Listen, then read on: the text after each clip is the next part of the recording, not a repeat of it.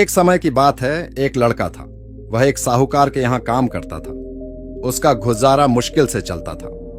वह रात को अपने लिए 4 रोटी बनाता और खाता। कई दिन से उसकी एक रोटी कोई चुरा कर ले जाता। एक दिन उसने देखा कि एक मोटा सा चूहा आता है और उसकी रोटी लेकर चला जाता। उसने उसे रोका और कहा, मैं बड़ी मुश्किल से 4 रोटी कमा पाता हूँ। मैं आगे ही परेशान रहता हूँ। मेरी गरीबी कब दूर होगी और ऊपर से तुम मेरा एक रोटी ले जाते हो। चूहा बोला, मैं तो अपनी किस्मत की खाता हूं, और रही बात तुम्हारी परेशानी की, तो उसका हल गौतम बुद्ध ही कर सकते हैं, परंतु वह बहुत दूर रहते हैं। लड़का बोला, अगर वह मेरी मुश्किल हल कर सके तो मैं दूर जाने को भी तैयार हूं। अपनी समस्या का समाधान पाने के लिए वह साहूकार से कुछ दिनों की छुट्टी लेता है और महात्मा बुद्ध से मिलने के लिए निकल पड़ता है। चलते चलते रात हो जाती है। उसे रात रहने के लिए एक जगह चाहिए थी। उसने पास में ही एक हवेली देखी और हवेली का दरवाजा खटखटाया। हवेली से एक महिला बाहर आती है। वह लड़का उसको बताता है, मुझे महात्मा बुद्ध से मिलने जाना है और रास्ता बहुत लंबा है। क्या मैं यहाँ एक रात के लिए रुक सकता हूँ? हवेली की मालकिन बोली, हाँ, तुम रुक सकते हो, लेकिन मेरी एक शर्त है। तुम्हें महात्मा बुद्ध से मेरा एक सवाल पूछना होगा। मेरी बेटी 20 साल की हो गई है, पर वह बोलती नहीं है। उनसे पूछना कि वह कब बोलेगी। लड़का बोला, ठीक है, मैं महात्मा बुद्ध से आपके प्रश्न का उत्तर पूछ दूंगा। एक रात वहां रहकर लड़का अगले दिन अपने सफर पर चल पड़ता है। आगे एक पर्वत और दुर्गम रास्ता था। वहां एक जादूगर तपस्या कर रहा था। वह लड़का उससे महात्मा बुद्ध तक जाने का आसान रास्ता पूछता है। जादूगर कहता है कि मैं तुम्हें अपनी जादू की छड़ी से तुमको आगे नदी तक पहुंचा दूंगा, पर तुम्हें मेरा एक प्रश्न महात्मा बुद्ध पूछना होगा।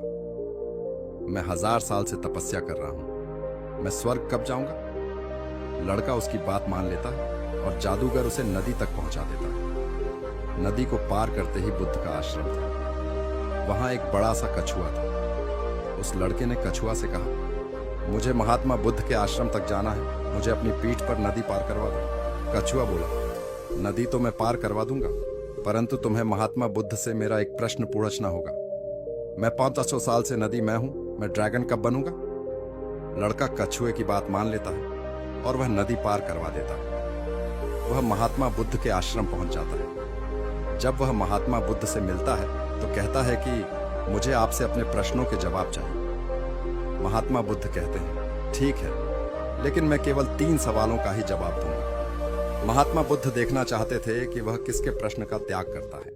उधर लड़के के मन में द्वंद्व चल रहा था कि मैं किसके सवाल का त्याग करूं। कछुआ 500 सालों से इंतजार कर रहा है, जादूगर 20,000 सालों से, गूंगी लड़की 20 सालों से, और मैं भी आर्थिक परेशानी का हल ढूंढने बहुत कठिनता से यहां पहुंचा हूं। फिर वह गहन विचार करता है कि मैं ज्यादा मेहनत करके अपनी समस्या सुलझा सकता हूं। इसलिए उसने अपने प्रश्न का त्याग कर दिया। उसने गूंगी लड़की, कछुए और जादूगर तीनों के प्रश्न महात्मा बुद्ध से पूछे।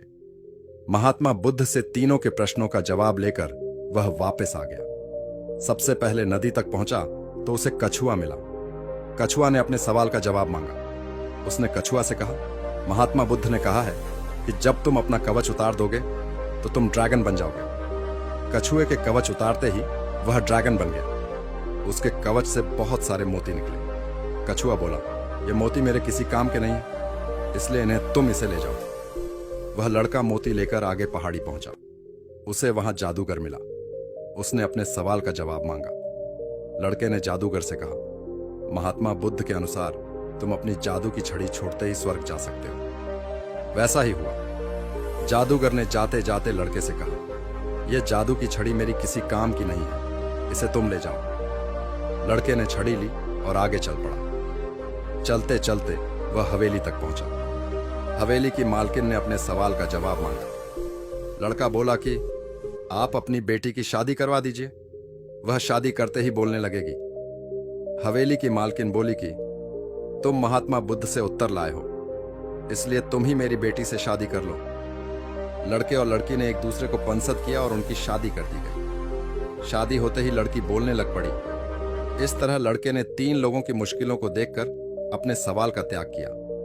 उसे त्याग के फल में मोती के रूप में पैसा, छड़ी के रूप में शक्ति और एक रूपवान पत्नी मिल गई। यह कहानी हमें बताती है कि किसी की मदद के लिए ज्यादा साधनों की जरूरत नहीं होती और त्याग का फल हमेशा मिलता ही है। आशा है कि आपको गौतम बुद्धा की हिंदी स्टोरी अच्छी लगी होगी। आगे भी इस तरह के वीडियो को देखने के लिए हमारी चैनल मोटिवेट मास्टर को सब्सक्राइब करें और फेसबुक और इंस्टाग्राम पेज सनातन धर्म को भी जाके फॉलो करें। वहां पर भी हम अच्छे कंटेंट अपलोड करते हैं।